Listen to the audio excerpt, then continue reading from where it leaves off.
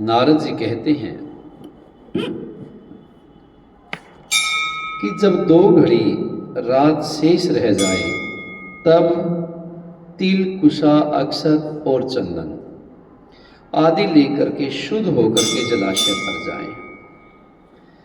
नहर की अपेक्षा नदी में स्नान करने से 10 गुना ज़्यादा फल मिलता है। नदी की अपेक्षा संगम पर स्नान करने से 10 गुना ज़्यादा फल मिलता है और तीर्थ पर स्नान करने से इन सबसे दुगना फल मिलता है। और स्नान से पहले भगवान का ध्यान करके स्नान के लिए संकल्प करना चाहिए और फिर तीर्थ में उपस्थित देवताओं को क्रम से अर्घ आचमन आदि देना चाहिए और मंत्र पढ़ना चाहिए, भगवान से प्रार्थना करनी चाहिए। हे कमलनाथ, आपको नमस्कार है। हे जलसाई भगवान, आपको नमस्कार है। हे ऋषिकेश, आपको प्रणाम है। मेरे दिए हुए अर्घ को आप ग्रहण करें। बैकुंठ, प्रयाग, बद्रिक आश्रम में जहाँ कहीं भगवान विष्णु गए वहाँ उन्होंने 3 प्रकार से अपना पैर रखा था, अर्थात तीनों शक्तियाँ भगवान के अंदर ही विराजमान हैं। सात्विक, राजसिक, तमोगुणी परमात्मा है। वहाँ पर ऋषि, वेद, यज्ञों सहित समस्त देवता मेरी रक्षा करते रहे। हे जनार्दन, हे दामोदर, हे देवेश, आपको प्रसन्न करने के लिए मैं कार्तिक मास में विधिवत प्रातः स्नान कर रहा हूँ। आपकी कृपा से मेरे समस्त पाप नष्ट हो जाएं। हे हरे, कार्तिक मास में व्रत तथा विधि पूर्वक स्नान करने वाला मैं आज आपकी शरणागति में हूँ। आप राधिका सहित मेरे स्नान को स्वीकार कीजिए। हे कृष्ण, हे प्रबल राक्षसों का नाश करने वाले भगवान, हे पापनाशक, कार्तिक मास में नित्य प्रति दिए हुए मेरे इस अर्घ द्वारा कार्तिक स्नान का व्रत करने वाला फल मुझे प्रदान करें। इसके बाद विष्णु, शंकर तथा सूर्य जी का ध्यान करना चाहिए। जल में प्रवेश करना चाहिए। नाभि पर्यंत जल में खड़े होकर के विधि पूर्वक स्नान करना चाहिए। गृहस्थी तिल और आंवले का चूर्ण लगा करके, विधवा स्त्री यदि तुलसी की जड़ की मिट्टी लगा करके स्नान करे तो ज़्यादा लाभदायक होता है।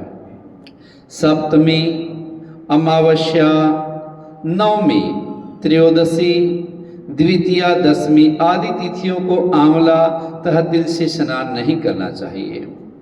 स्नान करते हुए निमन शब्द बोलने चाहिए।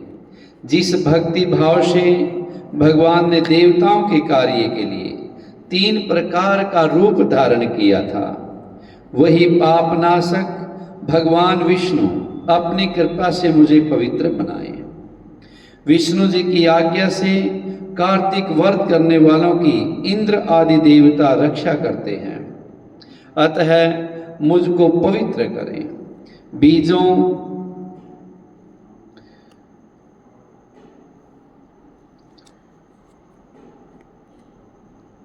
बीजों, रहस्यों और यज्ञों आदि वेदों के मंत्र कश्यप आदि ऋषि, इंद्र आदि देवता मुझे पवित्र करें।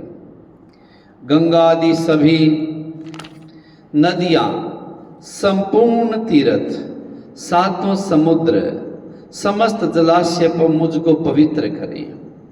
अदिति आदि सभी नारियाँ, यज्ञ, सिद्ध, सर्प और सब औषधियाँ व तीनों लोकों के पर्वत मुझे पवित्र करें।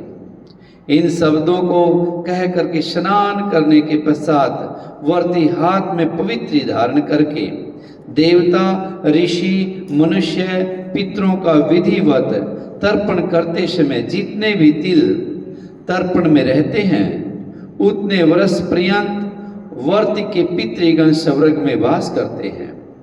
तत्पश्चात व्रत करने वाला जल से निकल करके शुद्ध वस्त्र पहने और प्रातः काल के सब कर्तव्यों से निवृत्त होकर के पुनः भगवान विष्णु जी का पूजन करें। समस्त तीर्थों के सारे देवताओं का स्मरण करके भक्ति पूर्वक सावधान होकर के चंदन फूल फलों सहित भगवान विष्णु को फिर से अर्घ देवें और प्रार्थना करें। पवित्र कार्तिक मास में मैंने स्नान किया है, हे विष्णु जी, राधा के साथ आप मेरे दिए हुए अर्घ को ग्रहण करें। पश्चात चंदन फूल तांबुल आदि से वेद पाठी ब्राह्मणों का श्रद्धा पूर्वक पूजन करें। बार बार साष्टांग प्रणाम करें, क्योंकि ब्राह्मणों के दाएं पैर में सब तीर्थों का वास होता है। मुख में वेद और सारे अंगों में देवता निवास करते हैं। अपने कल्याण की कामना रखने वाले लोग न तो इनका अपमान करें और न ही इनके साथ विरोध करें। फिर एकाग्रचित से भगवान विष्णु की प्यारी तुलसी का पूजन करें।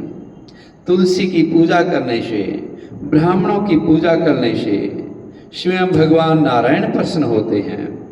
उनकी परिक्रमा भी करें और उनको प्रणाम भी करें।